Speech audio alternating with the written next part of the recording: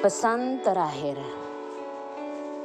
Kisah Para Rasul 1 ayat 8. Tetapi kamu akan menerima kuasa kalau Roh Kudus turun ke atas kamu, dan kamu akan menjadi saksiku di Yerusalem dan di seluruh Yudea dan Samaria dan sampai ke ujung bumi.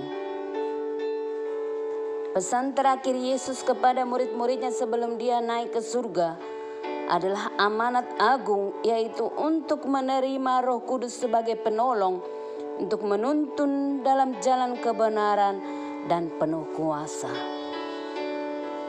Roh Kudus bukan hanya sekedar kuasa, melainkan salah satu pribadi dari Allah Tritunggal, dan kuasanya dicurahkan bukan pada hanya saat hari Pentakosta, namun akan terus dicurahkan sampai saat ini, bahkan sampai kedatangan Yesus yang kedua kalinya. Roh Kudus akan terus bekerja di bumi.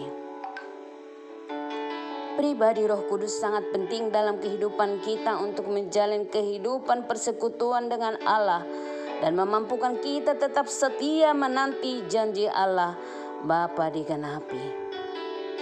Kita sebagai saksi Kristus harus hidup yang dibaharui. Roh, jiwa, dan tubuh kita harus dibaptis dan dipenuhi oleh Roh Kudus. Saudara dan saya harus terus bertindak dan berjuang, sebab kuasa Roh Kudus hanya akan nyata ketika kita bertindak dan berbuat. Dipenuhi Roh Kudus tanpa bertindak, tidak akan terjadi apa-apa. Belajar dari kisah Daud yang diurapi menjadi raja. Pengurapan Tuhan nyata ketika dia bertindak untuk melawan Goliat. Punya keyakinan dalam penyertaan dan kuasa Tuhan. Saudara yang terima Roh Kudus, mari bertindak dengan berserah dan mengandalkan Tuhan. Minta tuntunan Roh Kudus sebagai penolong supaya kita menang atas segala pergumulan yang kita hadapi. God bless us. Kita berdoa.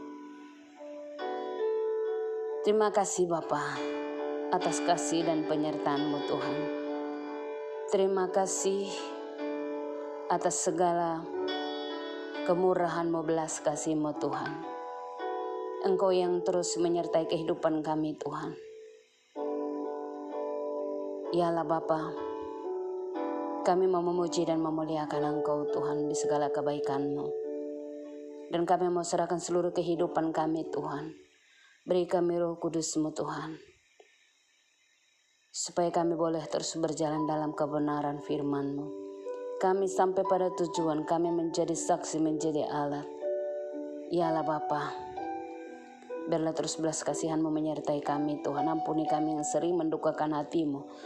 Ampuni kami yang berdosa ini Tuhan.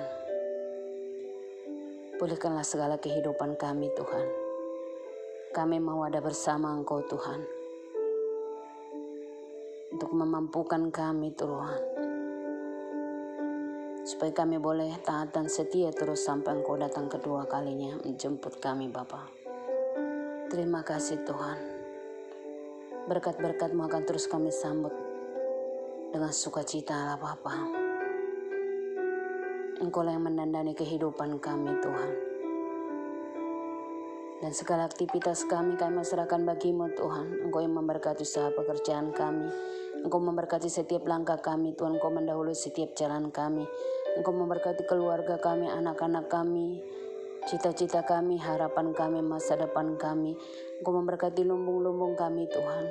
Engkau yang terus menjagai kami, supaya kami Tuhan terus kehidupan kami semakin menaik. Kehidupan kami yang terus semakin berbeda. Ya Allah Bapa, kami juga mengucap syukur Tuhan atas karya salib.